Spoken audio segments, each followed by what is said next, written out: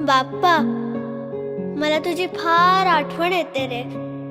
तू कधी येणार आमच्या घरी?